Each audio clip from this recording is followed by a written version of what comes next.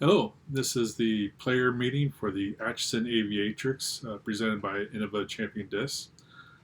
We won't be having a in-person player meeting, so this video will take place of that. I want to start off with thanking our sponsors. Without them, we wouldn't be able to have nearly as nice of a tournament and player package and added cash.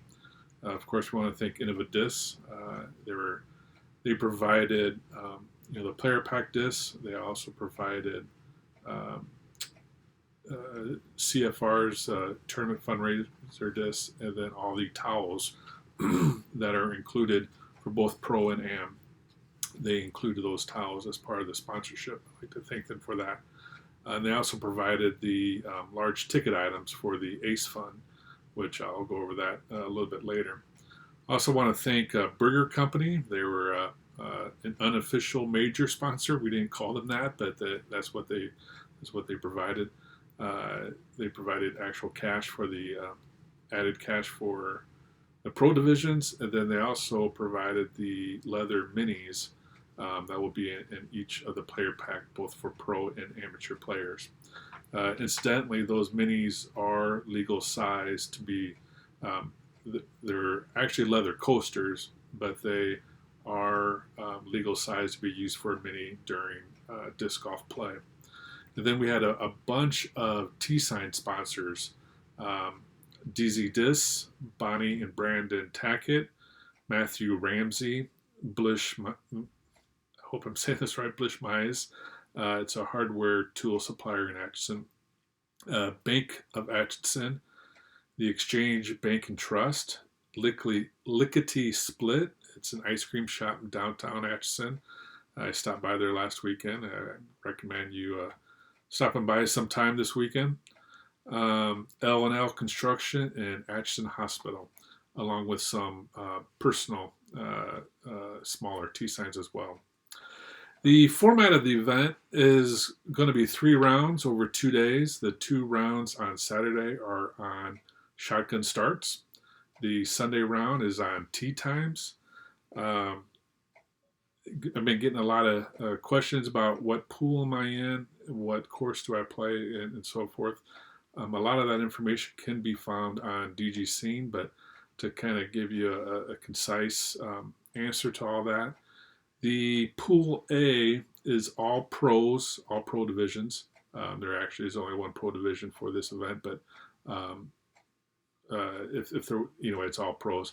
The advanced division, the MA1 division, and then the advanced 40 plus are all in Pool A. There is also a subset of Pool A that I titled as A/short. I did that in order to be able to fit more people into the tournament. The Pool A/short is the AM Masters 50 plus. They are playing with Pool A, but on when they play Warnock, they'll be playing the short pass. Pool B is basically everyone else. The advanced 60 plus, intermediate, and rec, and both mixed and female division. Pool A will start at Warnock, and they all of Pool A will be playing the long blue tee pads, except for the 4 players that are in the 50 plus and 50 plus division. They will be playing the white tees, even though they're in the A pool. They after that is done, there'll be approximately a 1 hour lunch period, and then go over to Jackson Park, where you'll be playing the main Jackson Park, which is the course 18. Some places call it the West Course, Jackson West, but it's the main course over at Jackson Park. That course, we're only using one set of tee pads, with one exception of hole 8, and to make it easier and to help actually with ratings. There's an issue with ratings that everyone in Pool A will be playing the normal pad for hole 8. And then comes Sunday. you'll be on tee times. Pool B, everyone else, you're starting up the tournament off at Jackson Park on Saturday. When it comes to hole 8, you'll be playing a temporary pad. We've had problems in the past of backups on that hole. So we're having everybody in Pool B playing a shorter pad to ease that issue. Once that round is done, my mouse keeps going down on my screen, so I keep moving over. Pool B, when you after first round, you have approximately a 1 hour lunch break. Head over to Warnock, and then which is Earhart Disc Golf Course at Warnock Lake. You'll be playing all the short pads, or the also known as the white pads, at Warnock Lake. And then on Sunday, you'll be on tee times. As far as when it comes to Sunday, so everyone will be on tee times based on reverse order of scores and also divisions. So recreational will start off, and then be the rec and intermediate women will be together, and then intermediate and so forth, and the pros will be the last ones to tee off. You will be using the same tee pads on Sunday as you did on Saturday, but the change will be is that all 18 baskets are going to be changed. Majority of, I think 16 of them are going longer. A couple of them are going shorter, or not necessarily shorter, but just to a different pin location, but maybe the same length. So that's going to be the format of the tournament. Scoring, we're going to be using the PDGA digital scoring. I've used this as a player several times. From a player perspective, it's very easy. I will post another video that the PDGA put out regarding how to use the app, but it's more geared towards the tournament directors. But there is some useful information from a player if you want to watch that video to know how to use it. In order to use digital scoring, you need a smartphone that's able to connect to the internet. And you primarily only need to be able to connect when you first start the round. If you lose connectivity during the round, the scoring app, it's an online app. It's not an app that you download, but the scoring app will keep track of your scores, and then when you finally do connect to the internet again, it'll upload them all at once. So it's if you're in a park where the signal might be spotty or whatever, just as long as you can start it, at TD Central, you'll be fine until you get back to TD Central. To go to to get to the scoring app, you want to go to pdga.com/score. I highly recommend you actually typing that whole thing out into your web browser. If you do just PDGA, like a PDGA or just PDGA score, if you just search for that, you will likely get some search results that are not helpful. Basically, you'll find maybe like scoring for like a big tournament, say the Green Mountain Championship or I don't know, I think the Music City Open is also this weekend. You might get something for the Music City Open. So I would recommend you actually type in that full score. It'll ask you then for an access code, and the access is Aviatrix. If you don't know what an Aviatrix is, it's a female aviator. Amelia Earhart was born and raised in Atchison. Well, she might actually not have been born here, but she was raised in Atchison. So that's why we call it the Atchison Aviatrix. So anyway, that is the access code. When you're, I did some screenshots of it, but when I did a test video of holding up my phone to the screen, you couldn't see it. But if you go to this other tutorial video by the PDGA, you can kind of see some of those screens if you want to get used to that. The key part of it, though, is when you're finally done with all your round, they'll have like all 4 or 5 or maybe 3 players that are on your card, but there'll be a red X by each name. You need to, after that player that I'm playing with confirms, yes, I got a 63.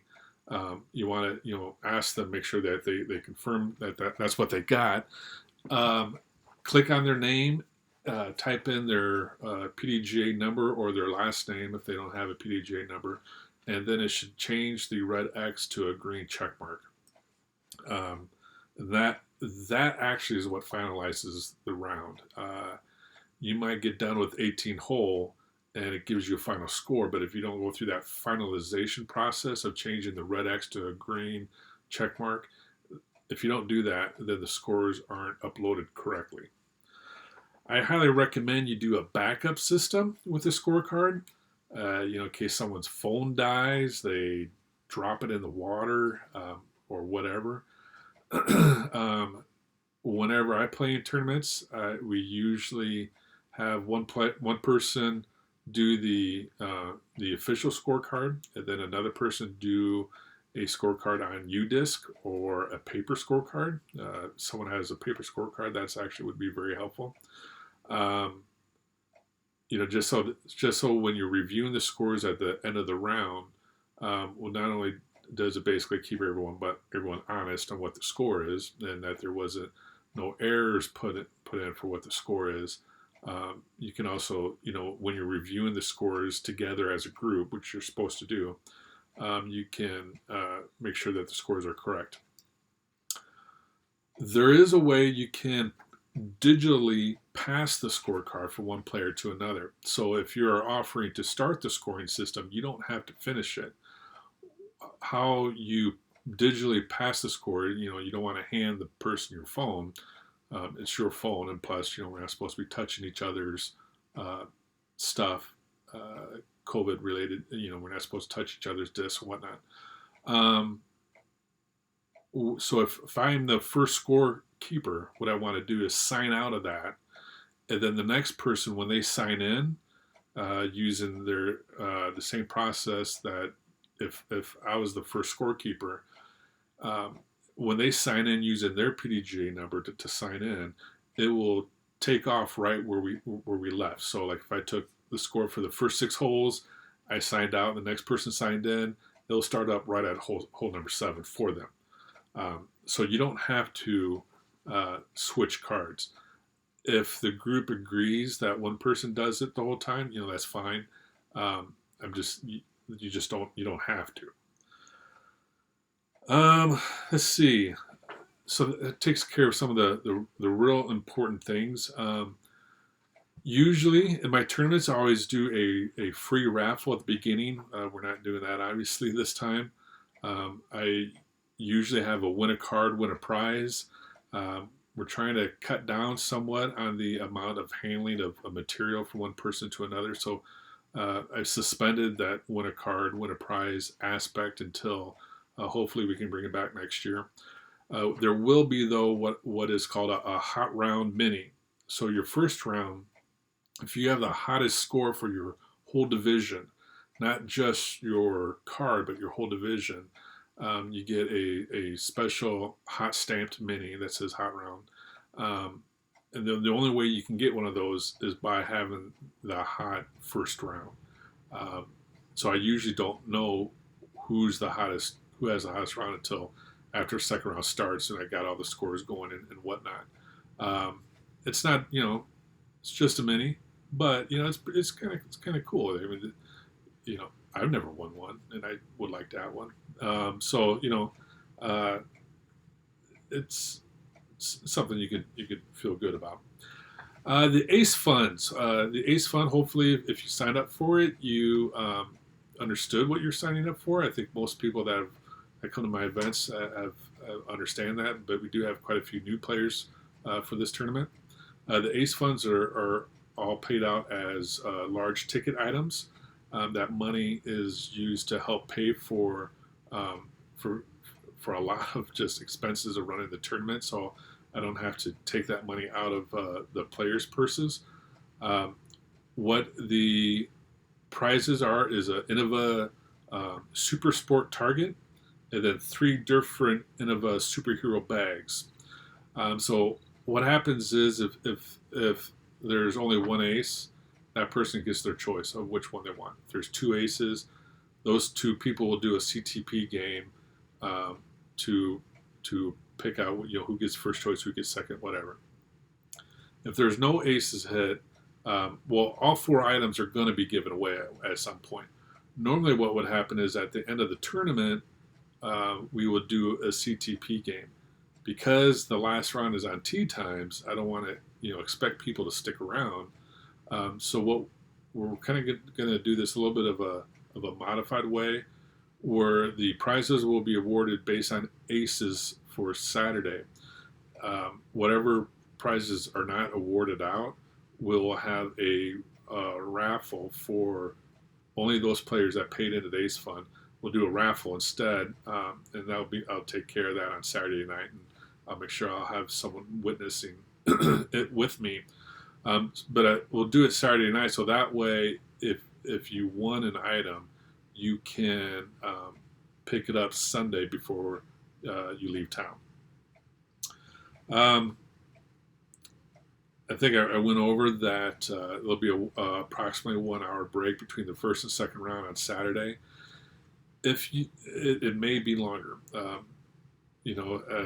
just because of moving things around, and not moving the pins, but moving the pools around and whatnot.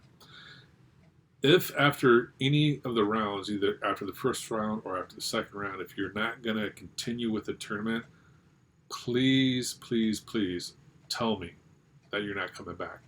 It can really screw up, setting up cards for the next round if I include you in a card and you're not there. So please let me know. The best way to something like that, if you're not going to come back, either you're injured, family emergency, you're just not having a good time, you're scoring bad, and you want to cry about it. For whatever reason you're not coming back, I'm not going to ask you what the reason is. That's your business. You can text to me at 785-764-2229. I would recommend that you text me because my phone number is on various web pages. I get a lot of spam calls, and more times than not, I have my phone on block if I don't recognize your phone number. But text will always go through. As far as your hole assignments, like what hole you're going to be on, what course and whatnot, the best place to find that information would be at the PDGA event page. If you don't know how to go there, if you go to pdga.com, there's a search bar. If you search Atchison Aviatrix, likely that'll be the first one that comes up. If it doesn't, you can do Atchison Aviatrix 2020, and then it should show up. But that'll take you to the event page. When you find your name, it'll have the whole assignments or tee times or whatever. You can get all that information there.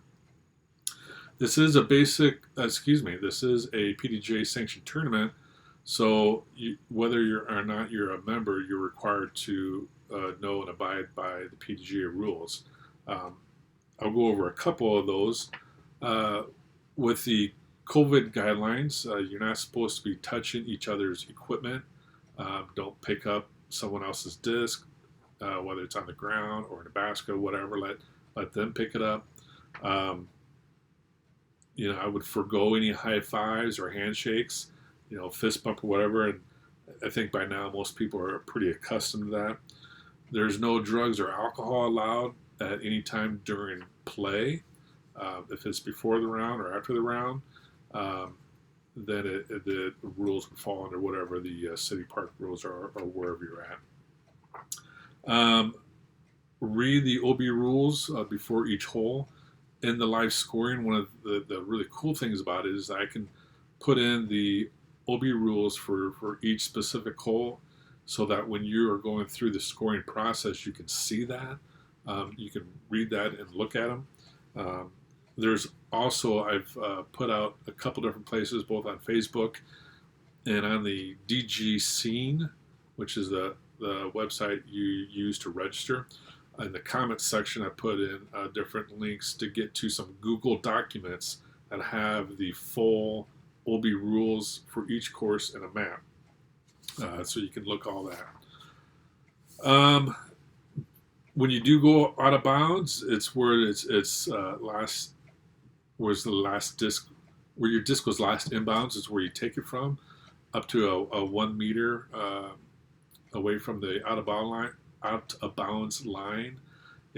Unless it's up against a barbed wire fence, then I do give people 2 meters. All throws count. No practice throws. Once you finally begun playing, I played with a guy that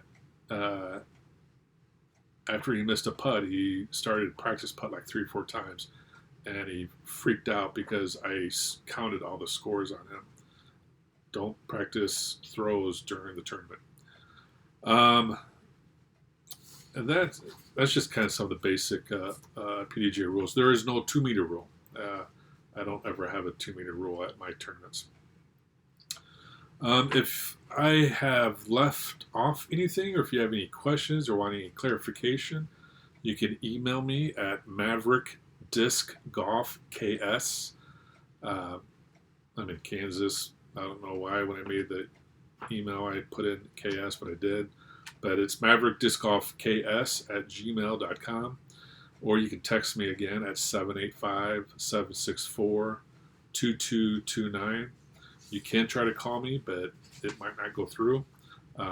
When we're actually in the tournament, I'll hopefully remember to turn that block off so you can get a hold of me. Alrighty, thank you.